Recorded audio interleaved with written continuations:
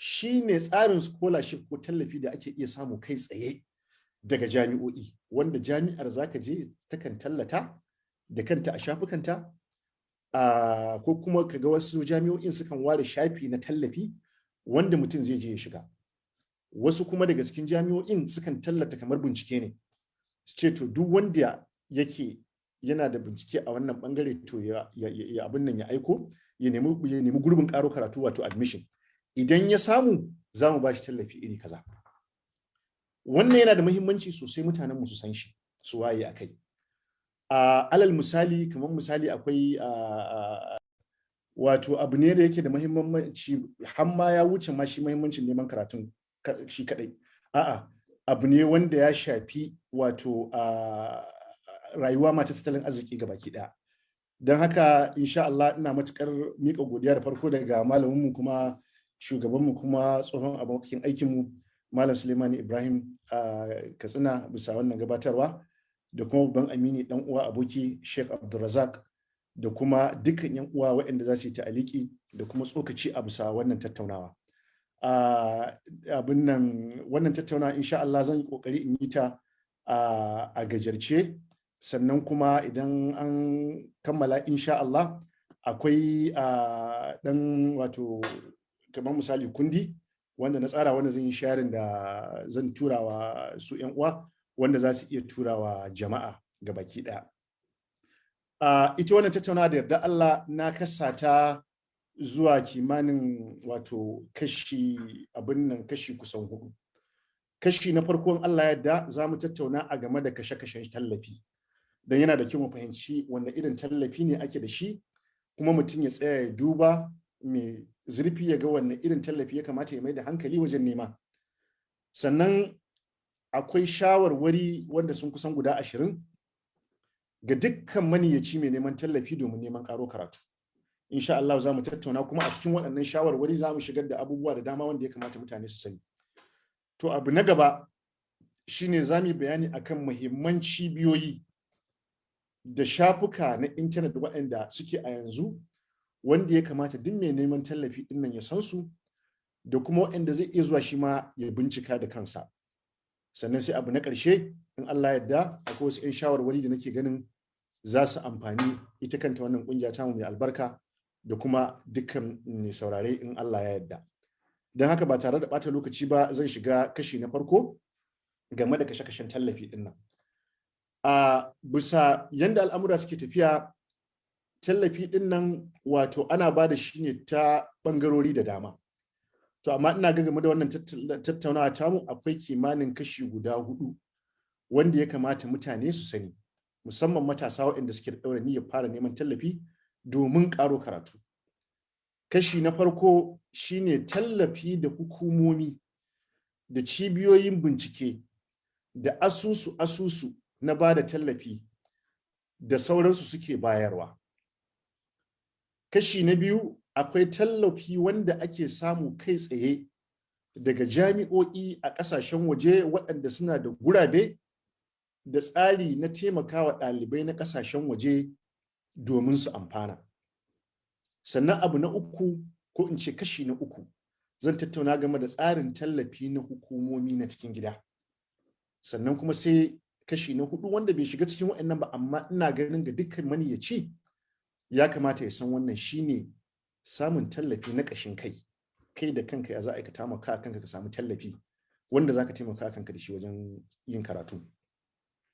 Idan muka ɗauki kashi na farko da na fara tattauna shine tallafi daga hukumomi da cibiyoyin bincike da asusu na bayar da tallafi da sauransu. To wannan kashi ne wanda yana da alaƙa da cibiyoyi manya-manya.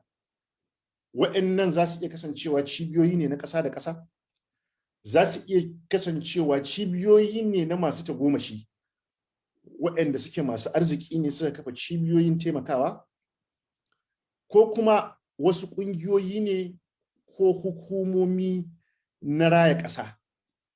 To wannan shine na farko. Alal misali, idan muka ɗauka a cikin wannan kashi akwai misali tsarin ba da tallafi na karatu na Commonwealth. Wannan tsarin tallafi shi tsari ne wanda yake ga ƙasashen da suke tsofaffin renon Ingila. kuma dukkan waɗannan ƙasashe da suke tsofaffin rainon Ingila, rainon Birtaniya sun cancanta su nemi wannan tsarin tallafi wanda zai ba su dama su tafi jami'o'in da ke nan Ingila nan Birtaniya wanda ana aka shirya wannan taro domin samun wannan tallafi. Daga ciki akwai misali tsarin wanda mu muka amfana, tsarin tallafi na Cikin, wanda shi ma tsarin tallafi ne wanda mutum zai iya nema. A bisa wannan tsari akwai tsarin tallafi na ƙungiyoyi irin su kamar misali cibiyar Ford ko Rockefeller ko irin su bankin raya ƙasashen musulmi ko ƙungiyar haɗin kan musulmi ta OIC da sauransu. To abu mafi mahimmanci ko kuma daga cikin abubuwa masu mahimmanci a wannan kashi na tallafi shine duk maniyyaci ya kokari ya fahimta ya gane me kowanne yake mai da hankali a kai. Daga cikin kuskuren da ɗalibai kan yi shine idan mutum yana neman tallafi kawai sai ya tafi ta abin nan. To sai kaga ka je misali mutum ya mika takardu amma ba a samun nasara. To daga ciki ya kamata mutum ya fahimci me ake bukata. Idan muka ɗauki tsarin tallafi na karatu na Commonwealth, yana mai da hankali musamman ga waɗanda suke ɗalibai masu ƙaro karatu na gaba da digirin farko sannan kuma waɗanda suka ƙware a ɓangaren bincike. Shi yasa za ka ga da yawa daga cikin malaman jami'a waɗanda suke koyarwa a harkar bincike su suka fi samun sa. Kuma yana da ƙa'idoji wanda ana tallatawa a jaridu, ana tura wa jami'o'i, yawancin duk wani shugaban jami'a misali a Najeriya ana tura masa duk shekara. A gaya masa ga wannan scholarship din, wannan tallafi kuma ga yanda za a abin nan. To saboda haka wanda yake kamar misali malamin jami'a ne, ko a wace irin jami'a ce, wannan yana daga cikin irin bangaren tallafi da ya kamata ya mai da hankali wajen nema. Duk da cewa akwai gasa sosai domin ana magana ne akan kasashen renon Ingila gaba ɗaya. Sannan na biyu ana magana akan abin nan a Najeriya kanta mutum nawa ne. Tsari na biyu alal misali shine tsarin Cikin, wanda shi ma ofishin abin nan harkokin kasashen waje na Birtaniya shi yake bayar da shi. Shi ma kuma yana ba mutum dama ya zo duk wata jami'a da ka sani da take Ingila za a iya samu. Kuma duk kasashen abin nan da ake bayarwa da yawa daga cikin renon Ingila ne, ko da ke dai suna ba kasashe masu tasowa waɗanda suke buƙatar tallafi. To amma wannan tsari na Cikin scholarship ko abin nan tallafi yana da bambanci da na Commonwealth.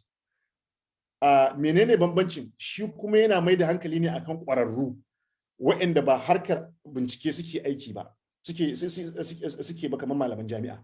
Ya fi mai da hankali ga mutanen da su kuma suke yi a sauran fagogi na rayuwa inda suke ba da gudunmawa. Za su iya kasancewa ko lauya, ko likita, ko masanin tattalin arziki, ko wanda yake mai zaman kansa. Kuma shi wannan tsari na scholarship na Cikin alal misali yana da kyau dan wani zai iya tambaya ya ce ka ce na ƙwararru ne amma kai san da ka samu misali a jami'a kake koyarwa. To yana da kyau bayani a nan. Tsarin Cikin yana mai da hankali sosai ga abubuwa da mutum yake yi na ƙashin kai domin taimakawa al'umma. Wannan yana daga cikin abu mafiya muhimmanci wajen samun wannan scholarship. Saboda haka ko da a jami'a kake za ka iya nema, amma kana buƙatar ka nuna wata hujja da take nuna cewa kana yin wasu al'amura na taimakawa al'umma. Alal misali idan zan baku a wannan lokacin duk da cewa ina koyarwa a jami'a, amma ina gabatar da shirye-shirye wajen guda 3 a gidan sashen turanci na gidan rediyon Kano. Wannan yana daga cikin hujjojin da na bayar na wayar da kan al'umma misali wajen neman wannan scholarship. Akwai waɗanda misali rubuce-rubuce suke da sharhi a jaridu.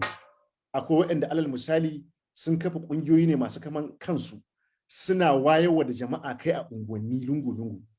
Akwai waɗanda lauyoyi ne alal misali suna ba da lokacinsu na kyauta domin nema ƙwato waɗanda aka zalunta haƙƙinsu. So ko da sun kasance malaman jami'a ne wannan ba laifi ba ne. To yana da kyau kuma daga cikin abin da nake son in ƙara jan hankali a kai shine da yawa daga cikin wato tallafi da ake samu irin su Cikin din da waɗanda suke gaba irin su Ford irin su Rockefeller, da gaskiya daga cikin abin da suke mai da hankali shine me mutum yake yi wanda yake nuna cewa al'umma tana amfanarsa. So duk wanda yake sha'awa ya nemi ta wannan bangare irin waɗannan bincike-bincike musamman wajen tafiya tsarin karatu na digiri na 2 wato masters, to yana da kyau ya mai da hankali ya rinka yin wasu abubuwa. Ko da yara ne a unguwarku misali sun kusa gama sakandare ka tara suka rinka koya musu karatu. ko ka rinka haɗo kan jama'a, misali idan ka fuskanci akwai kazanta a unguwarku, ka zamanto kai ne mutumin da zaka tattaro ku rinka wannan share-share. To ƙananan abubuwa ne masu muhimmanci, amma suna da matukar abin nan tasiri. To wannan kashi na farko kenan. Akwai irin wanda su abin nan bankin raya kasashen musulmi suke bayarwa ga kasashe, wanda shi kuma yana da nasa ka'idojin shi ma. Daga ciki akan mai da hankali kamar misali ga kasashen da suke ba mambobin bankin bane. Shi yasa wanda suke yan Najeriya dama wanda suka sani a shekarun 1980 da 1990 kafin Najeriya ta zama memba na wannan banki, a wannan lokacin an ba da wannan scholarship din sosai. Na tuntuɓi shugaban sashen ma inji yake gaya mu, yace alal akalla ɗalibai sama da 400 sun amfana daga jami'o'in Najeriya daga wannan tsarin tallafi, waɗanda suka karanta ilimin likita da injiniyarin da sauransu, kuma a yanzu haka ma sun kafa wani wakafi wanda suke amfani da shi domin taimakawa wasu. Akwai wanda hukumar bada abin nan haɗa kasashen musulmi ta OIC take bayarwa, wanda shi ma yana da alaka da kasashe 57 daga cikin su. To wannan kashi na farko kenan, kada in tsawwala. Kashi na biyu shine tsarin scholarship ko tallafi da ake iya samu kai tsaye daga jami'o'i, wanda jami'ar zaka je takan tallata da kanta a shafukanta, ko kuma kaga wasu jami'o'in sukan ware shafi na tallafi wanda mutum zai je ya shiga. Wasu kuma daga cikin jami'o'in sukan tallata kamar bincike ne, su ce to duk wanda yake yana da bincike a wannan bangare to ya abin nan ya aiko ya nemi gurbin karo karatu, wato admission. Idan ya samu za mu ba shi tallafi iri kaza. Wannan yana da muhimmanci sosai mutanen mu su san shi, su waye akai. Alal misali, kamar misali akwai jami'o'in da ke Ingila, musamman a mataki na abin nan na gaba da digiri, da yawa daga cikin sashe-sashe da tsangaya-tsangaya da gunduma-gunduma ta ƙaro ilimi, kakan sami wasu cibiyoyi ko kamfaninnika masu kuɗi sukan ba da kuɗaɗe domin a yi musu bincike. To idan an ba su waɗannan kuɗaɗen, to hanyar da suke bi shine sukan tallata. Idan suka tallata sai su ce to ɗalibai ko daga ina suke daga duniya su ƙaddamar da buƙata, idan muka duba muka ga sun cancanta to za mu ba su gurbin ƙaro ilimi. Idan sun zo sai su taya mu sai mu aikin wannan bincike, mu kuma za a ba su abin nan tallafi. Tallafin da ake bayarwa kashi-kashi ne. Akwai wanda za a iya baka tallafi ne kawai a yafi maka kuɗin makarantar gaba ɗaya. Akwai wanda maimakon yafi maka za a yafi maka kuɗin makaranta gaba ɗaya, sannan kuma a bada ɗan kuɗin laraba wanda za ka ringa ɗan saka aljihunka, shi ma kana rayuwa da shi.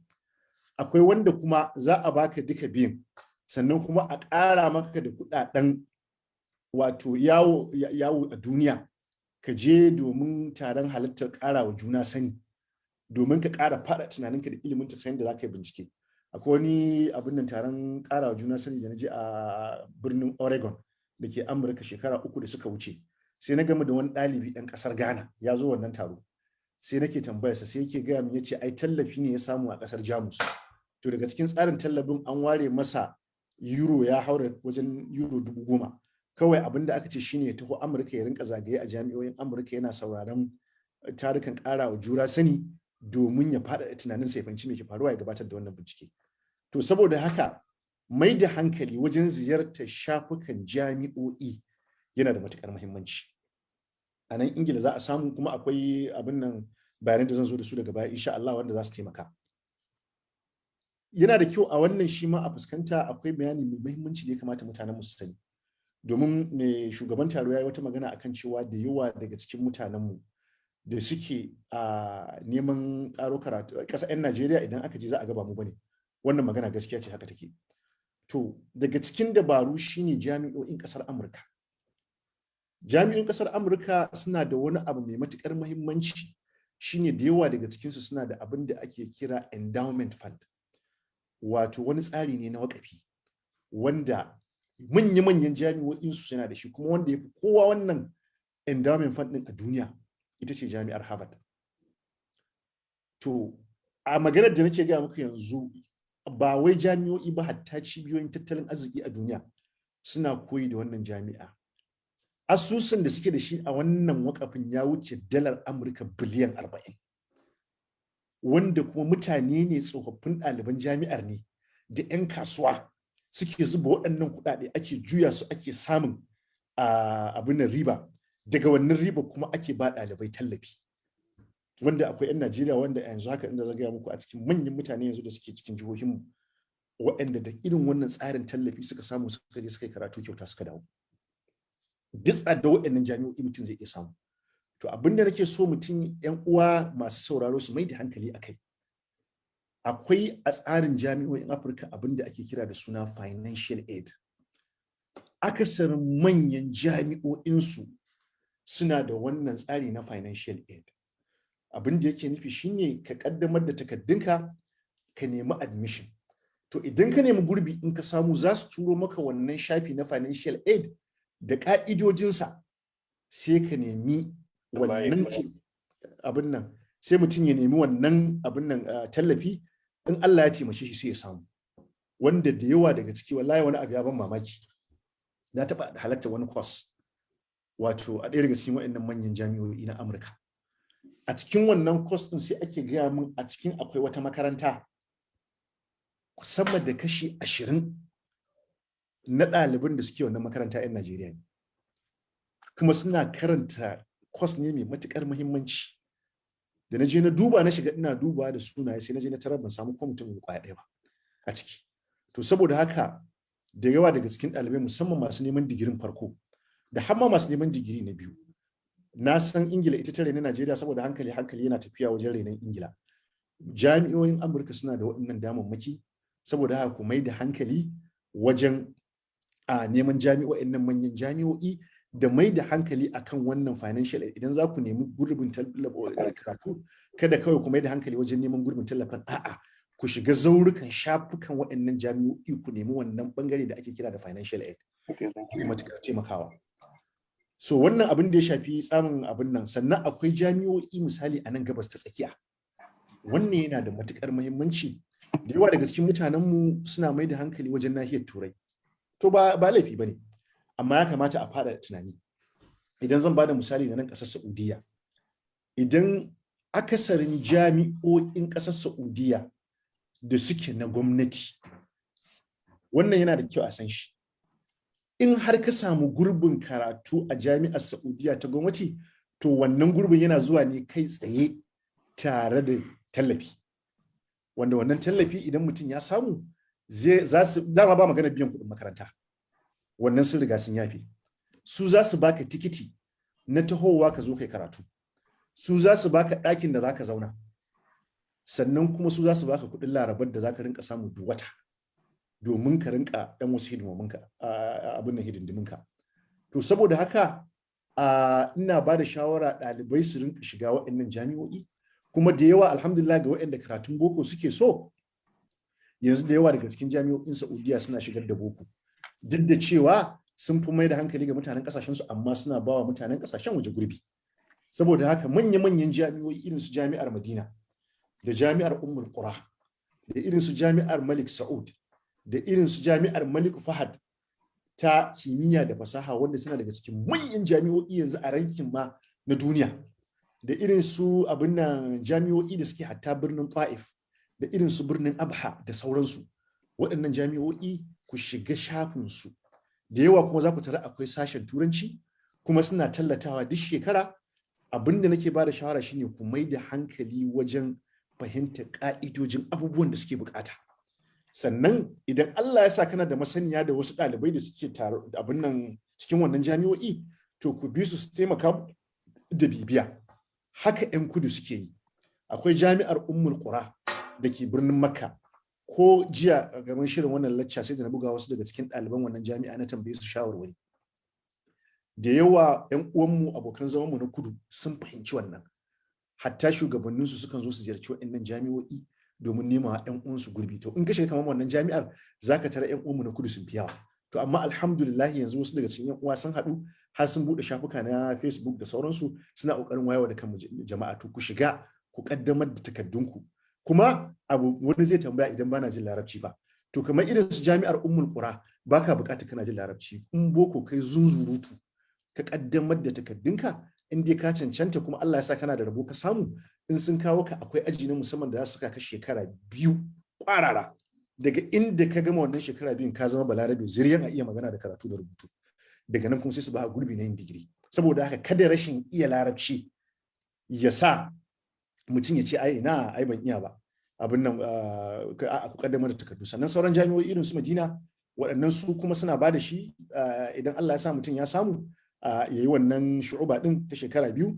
Idan kuma larabcinsa yana da ƙwari zai iya shiga ma cikin jami'a haka da sauransu. Sannan musamman 'yan uwa waɗanda suke da ɗan damammaki, waɗanda suke da ɗan ƙarfi, waɗanda sukan zo umra, zai yi kyau idan kun zo bayan kun yi umra kun yi abin nan ko aikin haji ya shadu manafi alahum, za ku iya ziyarta waɗannan jami'o'in ku shiga ku je ku tambaya da Allah muna son mu zo mai karatu wacce hanya ce. 'Yan uwa da kuka samu kuma da yawa daga cikin waɗannan jami'o'in ku shiga daga bakin hanya ma za ka fara ganin mutum da babbar riga da taguwa da hula. Ku nemi shara su taimaka muku su yi muku bayanai sai ga abin nan ya amfane ku. To wannan bangaren abin nan haka zalika a kasashe irin su Oman, irin su abin nan Imarat da irin su Qatar da sauransu akwai waɗannan damammaki da dama a mai da hankali a kansu da sauran kasashen duniya ma gabaki ɗaya wanda zan zo abin nan a cikin waɗannan shawarwari. Sannan kashi na 3 shine abin da za mu iya kiransa daga tallafi daga hukumomi na cikin gida. Waɗannan su ne kamar hukumomin da suke ba tallafi na ƙasa na cikin ƙasa kamar irin su PTDF, kamar irin su ETF, kamar irin su abin nan a guraben ba da tallafi na jihohi da ake da su. To wannan shi ma yana da matuƙar muhimmanci. Na san abubuwa ba irin yadda suke a baya bane. To amma shi mutumin da yake da niyya kyautata niyya yake yi. Ku rizumci ziyartar waɗannan gurare kuna tambaya domin ba wai iya jihohin ne kawai suke ba da waɗannan gurabe ba. Sauran cibiyoyi na ƙasashen duniya suna turo musu bayanai su ce gashi ku tallata kuma akan samu. Alal aƙalla ko da ba su tallata a jaridu ba in ka shiga ka je ka tambaya za ka iya sani. Mutumin da yake nema baya zama akan kujera ya ɗauka wai kawai gasasshen shida ne zai faɗo masa sai ya tafi ya je ya nema. To saboda haka ku rinka ziyara. Ba na manta lokacin ina hidimar ƙasa a jihar Ogun. Na shigo wata rana kawai sai wanda nake aiki tare da shi ya ce, Jamil ya ka ga wata dama fa, amma fa sai ka koma Kano. Na ce me ya ce gashi wani tallafi ne aka tallata, amma sai ka tafi jihar ka za ka je ka karba. To a wannan lokacin kuma ina duba sai na ga saura kwana 3 ma lokacin ya abin nan. Sai na bugo gida na gaya wa mahaifi na ce wallahi ga wannan damar. Sai ya ce ai ina gaya masa kuwa. Muna magana ashe ni ban sani ba ma ya tafi. Ya je wannan hukumar scholarship ya samo waɗannan bayanan muka yi waya ya gaya min da sauransu daga nan abin nan. To saboda haka duk mutumin da yake nema sai ya zama to yana shiga yana wannan. To waɗannan kowace jiha kake ku mai da hankali wajen ziyarta waɗannan ko da bayanan ne kuka samu kai kuma sai ka je kai abubuwan da kanka. To sai kashi na 4 na wannan tallafi wanda zan kira shi da tallafi na ƙashin kai. Ita wannan kalma ta tallafi kuma na san ba mu fara da wuri ba don haka ina kamar minti 5. Minti 5 subhanallahi. To ba to ai har yanzu abu kaddima ma nake. To ba ci gaba. Za ka rawa gudu. To shikenan to bari in shiga a gurguje. To abin nan in nace tallafi na ƙashin kai abin da nake nufi a nan shine wato idan kuma misali musamman ma'aikata ku rinka bincika a ƙasashen duniya akwai ƙasashen da kuɗaɗen karatu yana da sauƙi. Za ka ga watakila da albashinka na Najeriya za ka iya biya. To kada ka takura kanka idan har dama bata samu ba kuma ga shekaru na tafiya ka ce sai ka samu wannan tallafi. A'a, yi amfani da albashinka. Wannan akwai wata ziyara da kai ƙasar Malaysia na ji daɗi da na ji na tarar da 'yan Najeriya da dama a wannan lokaci musamman kafin naira ta karye sun yi amfani da wannan dama suna biya da albashinsu. Watakila wani lokaci a yi samu a tattauna doguwa akan wannan. To wannan dai ai shine a ƙarshe ko kuma sanda ka samu tallafin a ƙasar da kake yi irin neman ayyukan kai din nan akwai ƙasashen da in ka je ko da scholarship din baya isa amma sai a ce da kai zaka iya yin aiki na awa 20 ko na awa 10. To zan dakata anan akan wannan. Bari in shiga a gurguje a bisa dan ƙarin lokacin da aka yi mun akwai shawarwari da na rubuto wanda nake son in yi bayani akan su ga duk mai neman scholarship wanda ina ganin zai taimaka. Na farko dai shawara ta farko shine mutum ya ɗaura niyya cewa yana son ya wannan karatu din ya jajirce kuma kada ya kasala kada ya kasa a gwiwa. In ka je yau ka samu ka tafi nan ba a samu ba kada a haƙura a ci gaba da nema. Abu na biyu shine ɗalibai su mai da hankali wajen abin da za a iya kira samun uwa a gindin murhu. Wato a cikin mutane in ka san wani mutum a unguwarku ko a makarantar ku wanda ya taɓa samun wani gurbin ƙaro ilimi ka je ka lazimce shi domin samun shawarwari. abu na uku wannan yana da muhimmanci musamman daga cikin masu sauraro inda yanzu suke jami'a, samun shaidar karatu ta 2-1 da yawa daga ciki wannan shine mafi karancin abin da ake bukata, don haka mutum ya dage ya nemi shaidar karatu ta 2-1. abu na uku shine kafin ka fara neman gurin tallafi ka yi kokari ka samu gurbin ka aro karatu ka ajiye a hannunka. Ni wannan na gan shi a aikace, na shekara ina neman tallafi a tsarin scholarship a Ingila ban samu ba, amma ina da admission ina a hannu. Wallahi sai da saura sati 3 in bar Ingila din tattara na hada iyalai ma zan tafi. A wannan lokacin Allah ya kawo damar, amma saboda me ya sauƙaƙa wannan akwai admission a hannu. Saboda haka ka nemi admission ka ajiye kana jiran ko ta kwana. Abu na gaba, shawara ta gaba shine duk sanda za ka yi applying ka duba ka'idoji da sharuɗa na waɗanda suke ba da wannan tallafi. Abu na gaba, tuntuɓar waɗanda suka samu tallafi da gano irin ƙalubale da sauransu da suka fahimta. Sannan shawara ta gaba, wannan yana da muhimmanci, mutane ɗalibai ku ƙoƙari ku iya yare sama da ɗaya na ƙasashen waje. In kana da turanci ka haɗa shi da larabci, ko ka haɗa shi da faransanci, ko ka haɗa shi da jamusanci. Alal misali ƙasar Jamus suna ba da tallafi da dama, amma sukan sa sharaɗi sai ka iya yaran su. Akwai wata manhaja wato application da ake kira Duolingo, Duolingo, za ku iya shiga wannan. A yanzu haka ka je za ka iya koyan Japanasanci, za ka iya koyan China, za ka iya koyan yarika duk da ka sani a duniya. Ba kuma wai sai ka iya kware ba, ka dan iya dai dan wanda za ku dan iya magana gaisuwa da waye da sauransu, wannan dan karamin abin zai iya taimaka maka. Shawara ta gaba shine, wannan yana da muhimmanci ga masu sauraro, ziyartar ofisoshin jikadanci na kasashen waje. A wannan abin nan suna da abin da ake kira abin nan cibiyoyin al'adu. To a wannan cibiyoyin al'adun da dama akwai gurabe na dama karo karatu ko horo, jama'a za su iya amfani da su. Sannan yin aikin sa kai kamar yadda na gaya muku da dama wannan yana taimakawa. Abu na gaba da zan ƙara kira ga shawarwari shine, da yawa daga cikinku a yanzu kuma ba irin da bane, rubuce-rubuce a jaridu ko tsarin shago na blog da sauransu. Domin da yawa daga cikin masu ba da tallafi sukan ce to ka ba mu shaida na ayyukan da kai. To idan kana yin rubuce-rubuce kana bayanai da sauransu, za ka iya saka wannan abin nan shafin intanet a matsayin hujjoji na ayyukan da kake. Wannan yana taimakawa. Sannan abu na gaba da zai taimaka shine gano bakin ziyara, bakin zare na siyasar duniya. Me nake nufi da haka? Akwai abubuwa da suke faruwa a duniya wanda ana ba da tallafi domin yin bincike akan wannan abubuwan. Alal misali, idan muka ɗauki bayanin ɗumamar yanayi, abu ne wanda da yawa masu kuɗi da sauran suna ba da tallafi akan wannan, su ba jami'o'i. So kaga idan ka je ka ƙware abu, ka nemi bincike ko kuma karatu a wannan, yana taimakawa. Ko yanzu da ake fama da wannan jarrabawa ta corona, ya za a samar da kamar misali rigakafi ko hanyoyin da za a wayar da kan jama'a. To irin wannan abubuwan ka fahimci ina siyasar duniya take tafiya. Sannan abu na gaba, yawan ziyartar shafukan jami'o'i.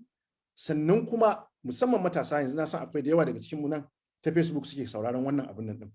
Ku rinka bi, idan kun shiga Facebook din nan da LinkedIn da sauransu, ku rinka bin shafukan waɗannan ƙungiyoyi da cibiyoyi da suke ba da scholarship. Kullum za ku rinka ganin bayanan sabon talla da kuma waɗanda suka samu wannan scholarship suna tattaunawa, suna wannan. To wani abu zai amfane ku. Sannan alal misali, daga cikin yanzu mun shiga fage na siyasa da sauransu, wasu daga cikin ku suna mu'amala da 'yan siyasa. To idan ka je ka ba dan siyasa gudunmawa ko an ka ce to ni sharadi na dai in na gama, idan an samu wannan mukami a bani scholarship in tafi karatu. Kada mutum ya zamanto kawai haniya yake ko kawai dan a bashi mukami, a'a, baka san alkhairan da za su fito ba. Sannan shawara ta gaba shine, wato kada ka dora wani mutum alhakin cewa shine zai samu maka tallafi. Shi mutum kawai sila ne. Idan kaga ka gwada wannan bai ba, yi gaba. Allah zai buɗo maka hanyoyinka. Akwai misalai, saboda babu lokaci da na bayar. To abu na gaba, wanda shine kashi na zan abin nan na biyu na ƙarshe kuma zan yi a gurguje, akwai shafuka manya-manya waɗanda in Allah ya da zan tura abin nan forum, wannan PowerPoint wanda za a iya sharing ga kowa da kowa, ya kamata a san su. Na farko, akwai tsarin ba da tallafi na Erasmus da ke tarayyar Turai. Shafin intanet ɗin shi ake kira erasmusprogram.com. Ya kamata ku san shi. Ya tattaro jami'o'i ne na Turai da dama, da irin da shawarwari ma ya za ka samu tallafin duk yana ciki. Ya kamata ku san wannan. Akwai wani babban zaure da ake kira International Student. Shafin shine internationalstudent.com. Wannan yana da dubunnan hanyoyin samun ƙarin karatu, wanda a shekara an ce ɗalibai sukan sami gurbin tallafin karatu da ƙaro karatu na sama da dala miliyan 1. kuma a buɗe yake wannan domin ƙasashe ne ku shiga ku bi zaure lungu na wannan shafin domin gano buƙatun da suke ciki. Akwai cibiyoyi kamar misali a nan gabas ta tsakiya akwai Al-Ghurair Foundation, kalma ɗaya Al-Ghurair ALGHU RARI foundation.org. wannan shi a nan gabas tsakiya yake ƙato ne, ko da yake da sun kuma da hankali ga ɗaliban gabas ta tsakiya, amma suna fahimta ta suna ba da tallafi sosai, suna taimakawa.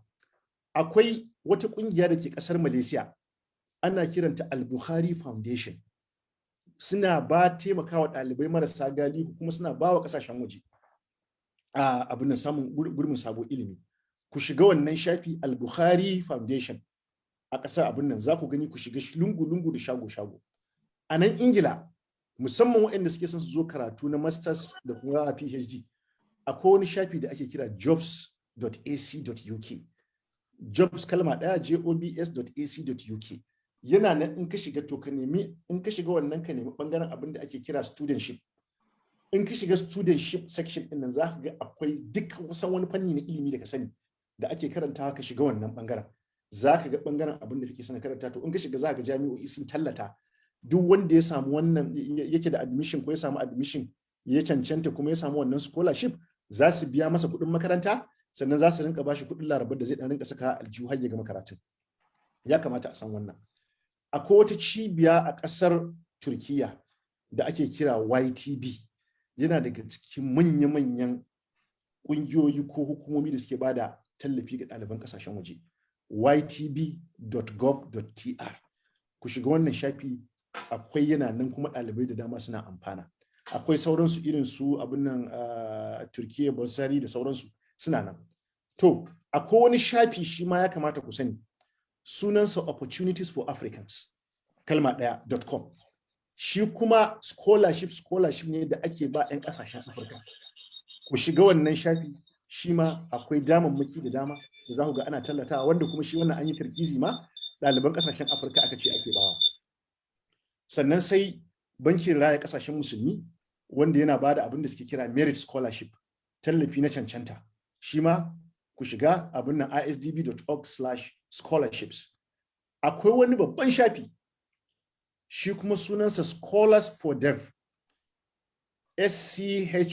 SCHOLARS 4 amma na leta ɗin, ba na kalma ba, dev.com. Shi ma gurbi ne, zaure ne ƙato, shaƙe da bayanai kan yadda za a nemi scholarship. Sannan a cibiyar abin nan OIC, akwai abin da suke kira wata cibiya, wata hukuma ce ta kimiyya da fasaha da ake kira Comstech. Shafi ne guda, ku shiga, akwai ɓangaren suna ba da abin da suke kira tallafi, suna ba da abin da ake kira fellowship, mutum ya duba ya gani. Ko garin shirya wannan jawabin na samu akwai 'yan Najeriya da dama da suka samu wannan. Akwai ƙasashe irin su Brunei, ma'aikatar harkokin ƙasashen waje ta Brunei tana da shiri na musamman na ba da tallafi ga 'yan ƙasashen OIC. Wannan dama ce, za ku iya shiga ka duba ka cancanta, ka bi ka'idojin, shi ma ka nema. Ƙasar Japan tana da wani shiri na haɗaka da ake kira da Japan AFDB Africa Dream Scholarship, da su da bankin raya ƙasashen Afirka, wato African Development Bank, kuma suna tallatawa, wanda da dama ina gani naka tattura a abin nan a shafukan WhatsApp da sauransu ga 'yan uwa da muke abin nan domin gani. Ku shiga wannan ku rinka dubawa, shi ma dama ce babba. Sannan akwai shafi da ake kira China Africa Friendly Scholarship. Shi kuma wannan ƙasar China ce ta buɗe shi na musamman domin ba wa 'yan ƙasashen Afirka guraben ƙaro karatu da ilimi a ƙasar Sin, wato China. To, zan takaita a wannan gaba da abin nan, sai 'yan shawarwari na ƙarshe wanda zan faɗe su a gurguje, wanda kuma abu ne da za a iya tunani, ba abu ne na kai tsaye ba. Ina ganin wannan ƙungiya tamu mai albarka, a iya sani na Malam Suleiman zai gyara mun, kusan yau mun an shekara 31 ko da 2 kenan da kafata, tun 1991.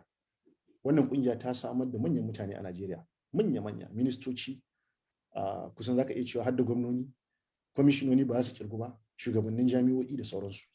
Ina ganin ya kamata forum ya amfani da wannan dama a tunanin